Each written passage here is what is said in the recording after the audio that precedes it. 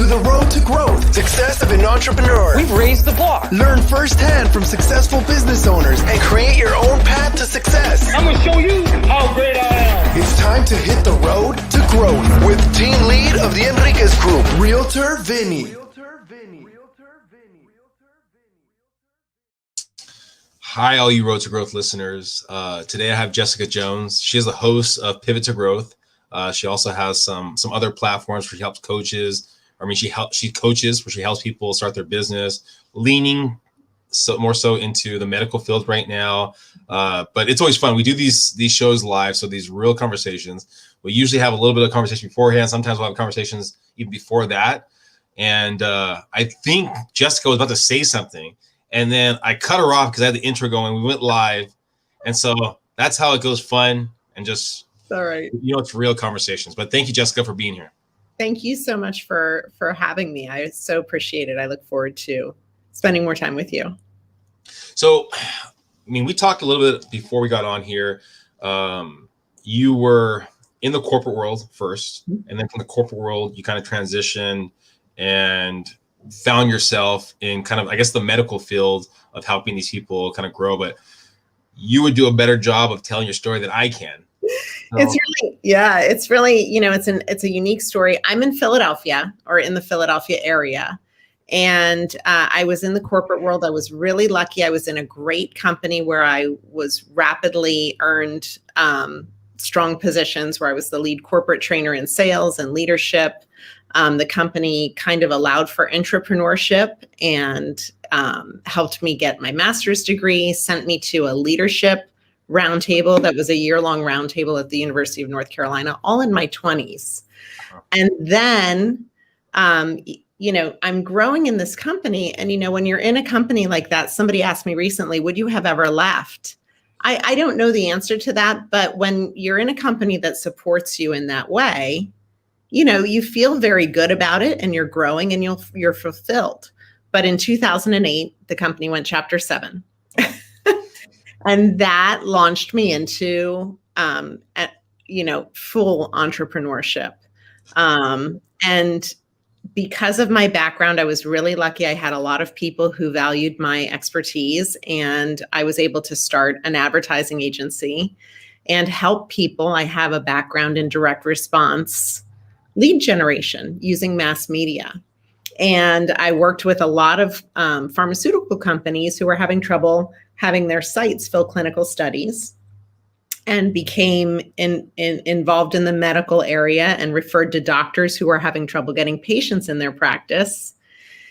And from there, it became apparent that it wasn't just getting patients into the practice. Once the patients came in, there was just, these brilliant minds on the medical side just have never been trained on building a business. So I became an integral part in many of my clients' businesses and ended up actually partnering, owning, scaling, and selling medical clinics. But medical clinic ownership isn't for me, but I love helping frustrated doctors bring their brilliance out in a no insurance platform and bring things to the people that they can't get in a normal practice that's unique. And so in 2008, you were forced into entrepreneurship. There's a little bit more of a gap there. I was 7 months pregnant when the company went Chapter 7, and I'm 99.9% of the earning in the household. But I was lucky. I had multiple job offers within really minutes of the phone call about the company going Chapter 7. So I worked, but I would say, like many people, for the people on the corporate side, I was getting more and more responsibility, and they were making it harder and harder to make money. So I was doing more and earning less and spending more time there. And I was really trading my time and expertise for not my worth. And so I called my husband and I said, I know this is crazy, but I'm going to start my non-compete, because this is just not going to be how it's going to, I'm not happy with my current situation. I'm not fulfilled, and I want to start my non-compete. And not knowing what would happen, again, as soon as I sent the email out, I was really lucky and had a bunch of people call and say, I don't know how to work with you, but I don't want to lose you. I want to work with you. So how can we do that? And that's how I started the company. So your original email was to people that you had interactions with under the corporation umbrella, I guess? Just to my entire network. The company that I was working with also sent the email, Oh, wow. saying, this is, and so it was more than one email went out to multiple people. So how does that work? Because I would think that some people come from the idea of scarcity, right? Where they're like, I'm losing a great employee right here. I don't want to lose this employee. Instead of helping them transition out and start their own business, I mean, this company, it seems like, was like, hey, you know what? You've been a great employee, Jessica. We want to help you. We'll basically send the email out also. I mean, how did that work? Or what was? Oh, no, they didn't send an email out. Their email wasn't helping me. It was just announcing the transition. And, and from that, it went out to every contact. So I had more than a decade of contacts from before I took that position, but it was in the same field. And then, was just there for just under, I would say, 18 months in that position. Were you, if you can go back in the time, do you remember how scared you were? Was it more analytical in the decision making? I mean, how did you look at, okay, I'm not gonna have that steady paycheck. I'm gonna be my own boss. It's interesting because I probably should have had a lot of fear, but I didn't. I was confident that I would find a job. And in my mind, I thought, okay, I'm going to have to sit out a 3-month non-compete. And not realizing that, oh, wait, this is all of these opportunities that are going to come to me that are not part of my contract in competition. Because I was in a non-compete for sales and management, not for helping people with their buying their media and generating their leads and all of those things, and then ultimately consulting them.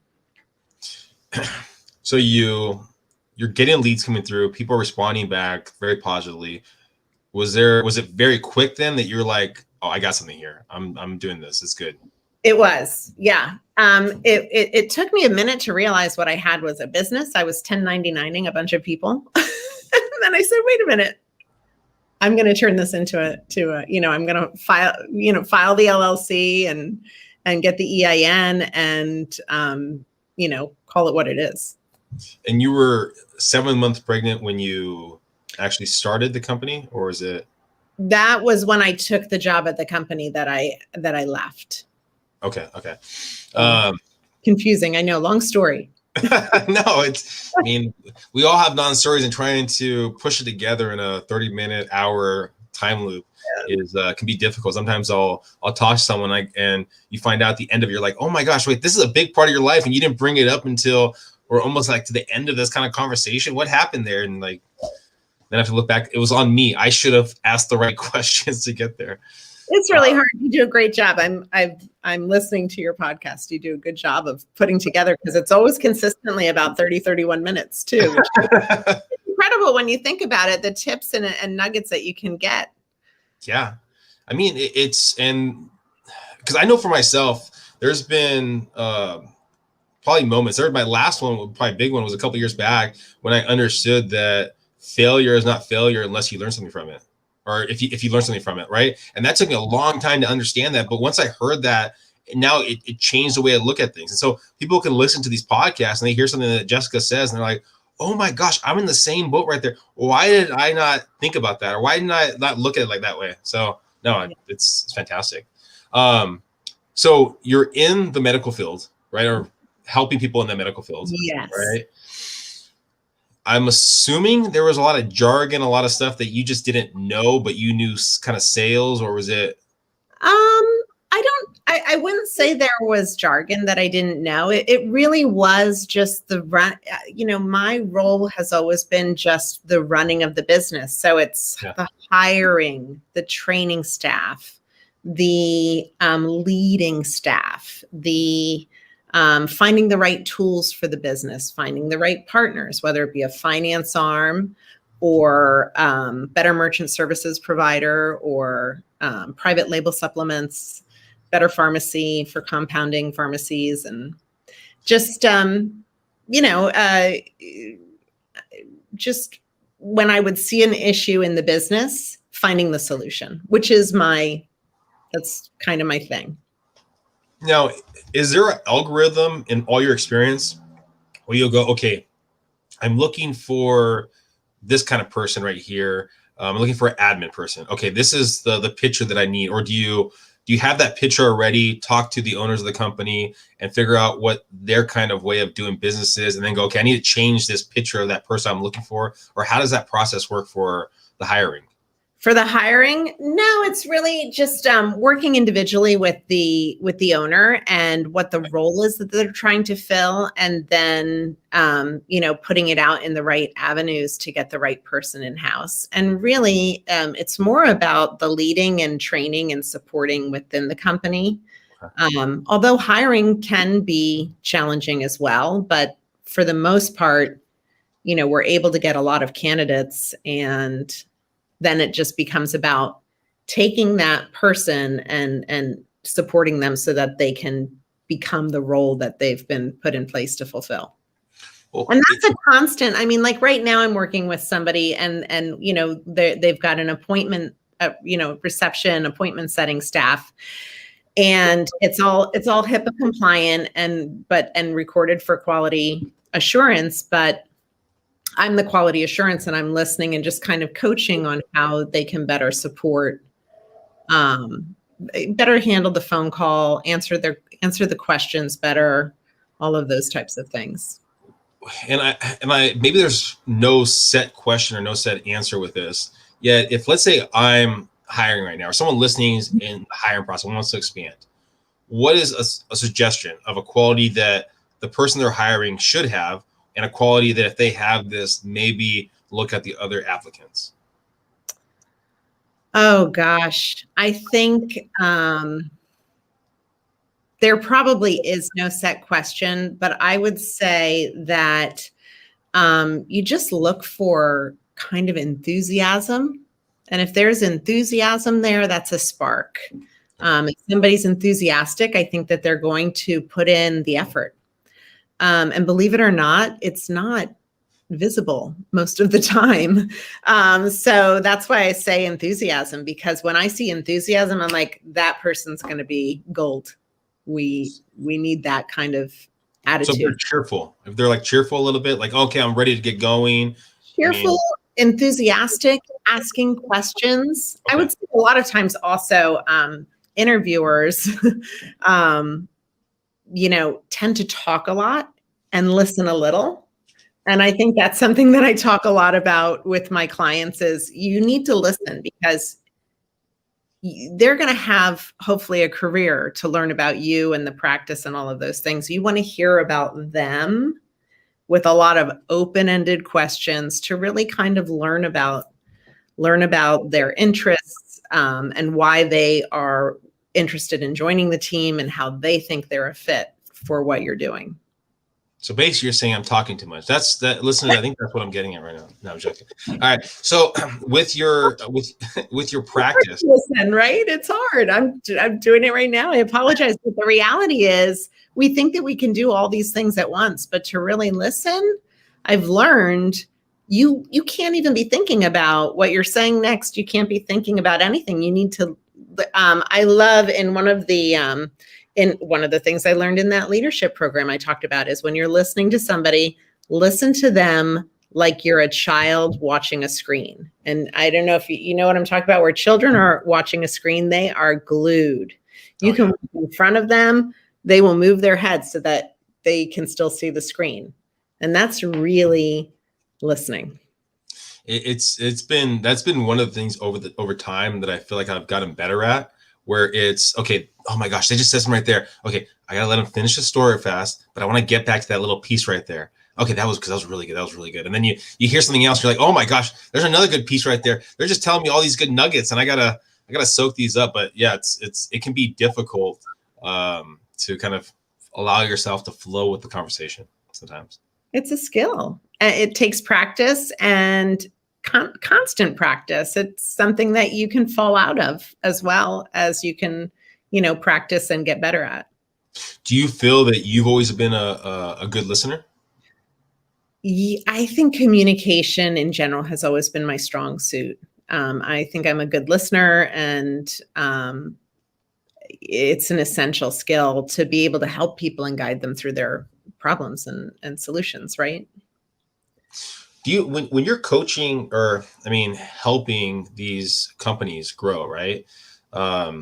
There's different language speeches and different ways males, sometimes females, communicate with each other. Do you feel that there's a difference in the hiring process between sometimes females, males, older people, younger people? Because I know, and the reason why I'm asking this question is I know sometimes it can be difficult, at least in my experience, for males not to try to fix things, right? And so we hear a problem and we go, okay, we can try to help them out right here. We gotta be very quiet and careful to just listen and soak it in sometimes. And I wonder if that's the same thing that can happen with the interview process. Is there anything like that, or is that reading too much into it?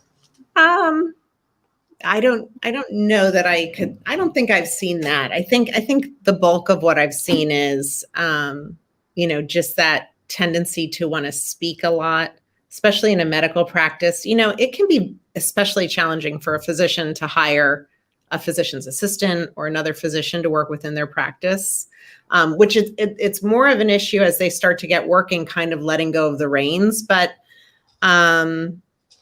I think in the actual hiring practice, the most that I see is the failure to ask questions. It's like you get these resumes in, you want to hire somebody, and you don't give it. I mean, when you're hiring somebody, you're bringing somebody into and every single member of your team makes or breaks your company. That story, you're only as strong as your weakest link, is proven over and over again.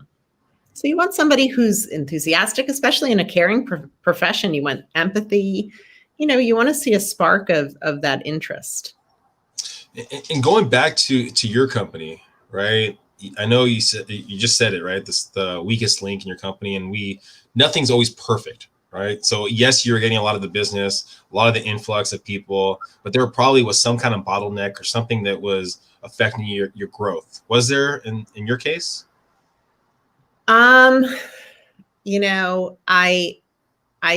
say lucky a lot, but I also know that there's a lot of hard work and value that went into it. But I've been very fortunate. I would say that there's certainly been instances, like, for example, I can go back to when I first launched, I had a clinic that was going out of business, and their goal was to really scale. So I came in, I corrected their issue, helped them grow to 7 clinics. And then they said, you know what? You've been great. We're going to see if somebody else can do a better job. And that was kind of my first, like, oh my gosh, now what? Because they're my largest client. But I kind of just said, okay, I'm confident that I'll replace that and other things. And they were back in touch with me within weeks. And I found that happen to me now 3 times. And each time the person comes back and they said, I had no idea. I had no idea. I'll never leave you again. And so, but of course, I don't know. I will say I have a tremendous amount of belief that everything happens for a reason, especially when you're working with people in a consultant role. The great thing is there are so many options for people who are trying to start a business, people who have already started and having issues. There's a world of options out there, and you really need to feel comfortable with the person who's consulting you, and vice versa. So I'm not one to, I'm one to just let, if you want to try something else, I encourage it, please. I want you to be happy, and I want you to feel good about what you're doing. going back at those moments, right, where they left you and went somewhere else. Yes, they came back, but in the moment of it that they left you, right, was it something that you did in your business, or was it more of the idea the grass is greener? Yeah, it was just the idea that the grass could be greener. Okay. And then when they came back, they were like, wow, I don't know exactly what it is, but there's something that you have that the other options didn't have. And I know you said it multiple times about the idea of being just lucky with everything. Has there been moments where you realize you had to change the way you're doing business or add things to your business? Or All the time. And it's something I advise every business. Like, you have got to always be evolving. You have to always be looking at what's going on in the out, not just with what's happening in your organization, in your industry, regulatory, all of these things you need to be looking at. And I look at it, and I say this a lot, but a business has a life, right? It's like every year it's had a year's worth of experiences that have changed it. And ideally, you've had some success, you've had some failures, you've learned from those failures. To your point, failure is 100% a learning opportunity. And mistakes are important because that is how you learn to do better, right? But you've had a year's worth of changes. So you have to always be evolving. And the way, actually, one of the key ways that I encourage people to do that is communicating. So it's listening to your employees, listening to your customers, but also paying attention to the outside world so that you're always on the forefront of your expertise. I also would say any business owner can't rest on what got them where they are. They need to be seeking education. They need to be seeking you need to be building yourself always to improve and be the best you can be for the people you're working with. Work in your business, not on your business, right? Yeah. Now, how do you differentiate yourself from, or not differentiate yourself, but walk that tightrope of saying, okay, this is working for me, but this is a shiny object over here, and I kind of want to transition a little bit over to this shiny object. How do you know, like, how does that balancing act work? That's interesting. That's an interesting question because it's so funny. I think every entrepreneur has some level of that kind of ADD, ADHD, ooh, I see this over here. I try to block my time, and I do a lot of, what works for me. Everybody has something different that works for them. I know people who run, but whatever it is that clears your head, I really encourage you to make it a ritual that you do every day. Whether it's walking, hiking, running, yoga, meditation, you need to do that mental and physical well-being. But when you're in that space where your head is clear, that's the time where I encourage you to really kind of try and think about things. And then I also encourage you to either at the beginning or end of the week, have a place where you're taking those ideas down, but you have to plan it out.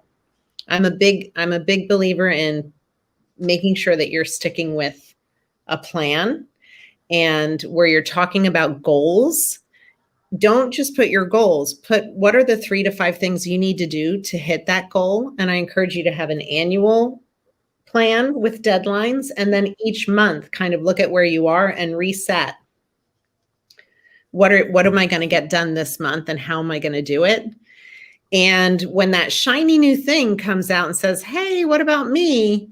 It kind of makes it easier to say, well, wait, does this fit into what I'm saying are my goals?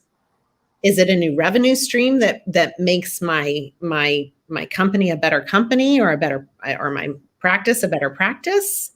Is it a new, whatever that new thing is, if you're framing it in where you want your company to be in the next year, that's when it fits and you can start to add it in.